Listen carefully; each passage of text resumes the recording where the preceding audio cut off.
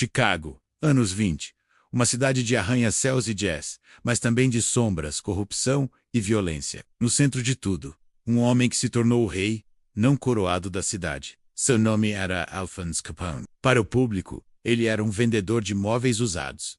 Para a polícia, um fantasma. Para seus rivais, um demônio. Para a história, ele se tornou o gangster mais famoso de todos os tempos. O governo americano enviou seu melhor agente, Eliot Ness, e sua equipe de intocáveis para derrubá-lo em uma guerra de tiroteios. Pelo menos, essa é a lenda que Hollywood nos contou. A verdade, no entanto, é muito mais surpreendente. A arma que finalmente derrotou Al Capone não foi uma metralhadora, mas uma caneta e um livro-caixa. Este é o códice de como a contabilidade derrubou o maior gangster da América. Para entender Al Capone, é preciso entender a lei que o criou. Em 1920, a 18ª emenda à Constituição americana entrou em vigor. Era a lei seca.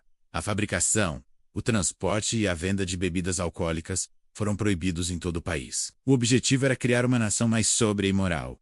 O resultado foi o oposto. A sede da América não desapareceu. Em vez disso, ela foi para a clandestinidade. A proibição criou um mercado negro multibilionário, a oportunidade de uma vida para o crime organizado. Gangues, que antes se limitavam a jogos e prostituição, agora tinham um produto com uma demanda infinita. E nenhuma cidade mergulhou mais fundo nesse novo mundo do crime do que Chicago. A cidade se tornou a capital do álcool ilegal, da violência e da corrupção. Policiais, juízes e políticos estavam na folha de pagamento dos gangsters. E no topo desta pirâmide de poder, um novo tipo de imperador estava prestes a surgir. Alphonse Capone não era de Chicago. Ele nasceu no Brooklyn, em Nova York, filho de imigrantes italianos. Ele começou sua carreira no crime como membro da gangue Five Points e como leão de chácara em um bar, onde ganhou as 3 cicatrizes em seu rosto que lhe renderiam o apelido de Scarface, um apelido que ele odiava. Em 1920,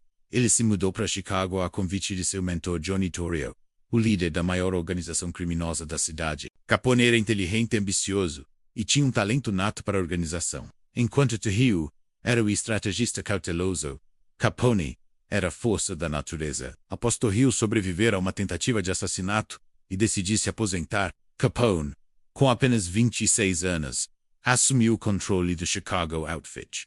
Sob seu comando, o império explodiu. Ele era um CEO do crime. Controlava cervejarias, destilarias, uma frota de caminhões para contrabando e uma rede de milhares de bares clandestinos, casas de jogo e bordéis. Sua operação gerava uma renda estimada em mais de 100 milhões de dólares por ano, o equivalente a quase 2 bilhões de dólares hoje. Ele se tornou uma celebridade dando entrevistas, frequentando a ópera e sendo saudado nas ruas. Mas sua ascensão foi construída sobre uma base de violência implacável.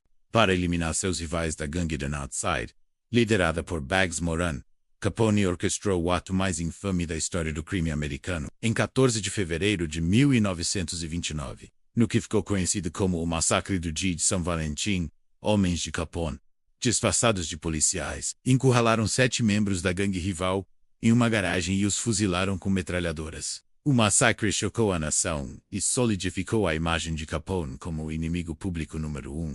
A pressão pública sobre o governo em Washington para fazer algo sobre Chicago era imensa. Em 1929, o Departamento do Tesouro enviou um jovem e ambicioso agente de 27 anos chamado Eliot Ness com uma missão clara: atacar as operações de Capone e estrangular o financiamento. Ness sabia que o Departamento de Polícia de Chicago era corrupto demais para se confiar. Ele montou uma pequena equipe de agentes escolhidos a dedo, jovens, solteiros e, o mais importante, que ele acreditava serem incorruptíveis.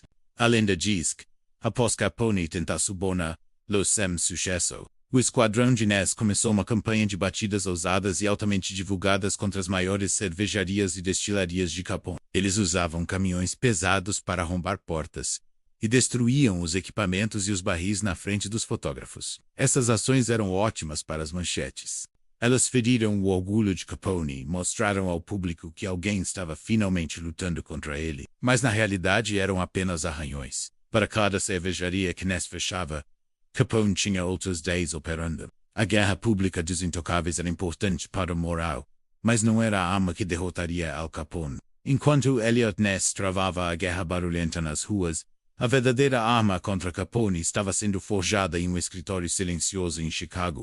Uma pequena equipe de contadores forenses da Receita Federal, conhecida como The Intelligence Unit, liderada pelo agente especial Frank J. Wilson, tinha uma abordagem diferente, menos glamurosa, mas muito mais perigosa. Em 1927, uma decisão da Suprema Corte havia estabelecido um precedente crucial. Mesmo os ganhos obtidos ilegalmente estavam sujeitos ao imposto de renda. A lógica era simples. Se Al Capone estava vivendo uma vida de luxo extremo, com ternos de seda e limusines, esse dinheiro tinha que vir de algum lugar, e ele não estava pagando um centavo de imposto sobre ele. O desafio era provar que o dinheiro era dele.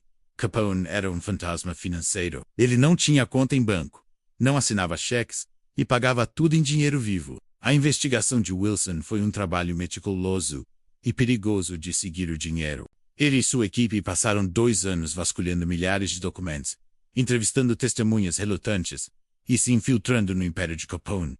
O perigo era real. Wilson sabia que havia uma recompensa de $100 mil pela sua cabeça. O momento da descoberta veio de uma fonte inesperada. Durante uma batida, eles encontraram uma série de livros caixa de uma das operações de jogo de Capone. Os livros registravam os lucros e as despesas. IMMDLES. Uma anotação crucial registrava os pagamentos líquidos de um cassino para um certo alvo. Não era uma prova definitiva, mas foi a primeira vez que eles conseguiram conectar Capone por escrito a uma renda não declarada. Foi a ponta do iceberg que eles precisavam para construir o caso. Em outubro de 1931, Al Capone foi finalmente levado a julgamento. Ele chegou ao tribunal sorrindo, confiante. Ele havia subornado ou intimidado testemunhas antes e acreditava ter o júri no bolso. Mas em uma manobra surpresa e genial, o juiz James Wilkerson trocou o júri de seu tribunal com o de outro juiz no último minuto. Capone foi pego de surpresa. Seu júri comprado estava agora em outro caso. O resultado foi um choque para o mundo do crime. Al Capone, o homem suspeito de centenas de assassinatos, foi condenado. Não por assassinato, não por contrabando, não por nenhuma de suas atividades violentas. Ele foi considerado culpado de 22 acusações de evasão de imposto de renda. Ele foi sentenciado a 11 anos de prisão federal, a pena mais longa já dada por esse crime na época. A lenda de Eliot Ness e os intocáveis o derrubando em um tiroteio é um mito poderoso, imortalizado por séries de TV e filmes. A realidade, no entanto, é mais mundana, mas talvez mais profunda. O gangster mais poderoso e violento da América, que controlava uma cidade inteira, foi derrotado não por uma metralhadora, mas por uma equipe de contadores pacientes, armados com lápis e livros-razão. Um códice de números que finalmente fez justiça.